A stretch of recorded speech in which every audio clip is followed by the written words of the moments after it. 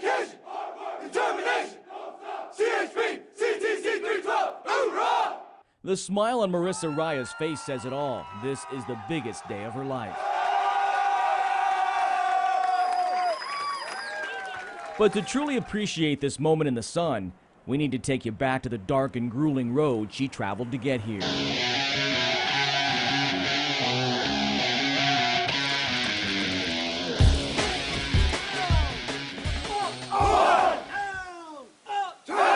This 26-year-old has pushed her mind and body to the max to become the only female to graduate in her CHP class. It's not easy. It's not easy at all.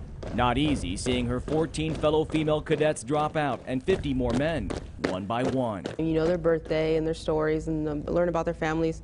It's really hard. It's really hard when they leave. Yes, Marissa is a survivor in what's been one wild ride. The twists and turns of her 6-month-long journey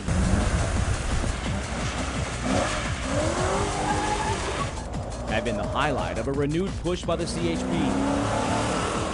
to find more Marissas. Out of 7,459 uniformed personnel, just 551 are women. That's just over 7% of the department. If I could change just one woman's mind, about coming in here and doing it, I hope I could do that. We want to be as diverse as possible in our department relative to the communities that we serve. Sergeant Norman Vandermighty's job is to recruit. While he tries to gather strong candidates, he also attempts to get rid of long-held stereotypes. People sometimes think that a woman cannot do this job. That is emphatically not true. They could do it just as well, sometimes even better, than the man. No need to tell that to female CHP hopefuls we caught up with at a recent recruitment session. Their first step on their journey to break barriers. I know I can do this job, and it's more than just a physical thing, it's a mental thing. Chelsea Haley hopes to follow in her father's footsteps. He's a retired CHP officer. I just want to help people. Chrissy Fanner has a more colorful reason for wanting a badge. Officers kick ass, so. Laughter aside, Fanner is focused on what more female officers can do for the department's image. You might think of CHP a little bit differently if you see a lot more women out there. That's exactly what this woman wouldn't mind seeing. Maybe we could never attain 50%, but maybe it could be a little higher than it is right now. Ramona Prieto was one of the first to not just wear a badge, but sport the leather and boots as the department's first female motorcycle officer in 1980. I really didn't feel like anyone was picking on me, or I didn't feel like anybody didn't want me there. I felt like, hey, I get to do this job. I have the privilege of riding a motorcycle for the Highway Patrol. Could life be any better? Life is pretty good right now. Prieto is now second in command, deputy commissioner. It's not a job. It's a career, it's a family, it's something that, man, you can be proud of that you're a part of.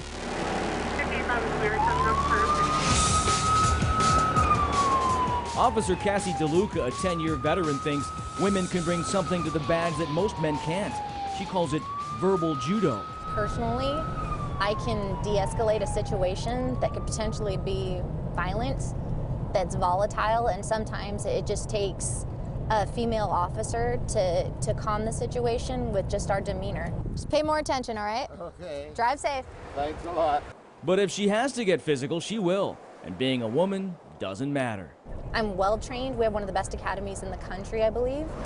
If it resorts to physical force, then I have no problem going that route as well. Well trained and willing to go the extra mile, just like Marissa and her class are doing on this cold, dark morning. It's their final run before graduation. Steps over a bridge to their final destination, designed to not just empower the body, but the spirit as well. California Highway Patrol, will be your nuclear family. A stop at the Peace Officers Memorial stirred emotions before the sun was even up. As you look upon this memorial that the society you're going to protect has put here in your honor. But in the darkness, they could see the light at the end of the tunnel as family greeted them. They know the sun will soon be shining on graduation day. After this run, we're okay. We're okay now. It feels amazing. An amazing race where everyone's a winner. And the most important day of Marissa's existence in many ways is the first day of the rest of her life. Marissa Raya, Altadena.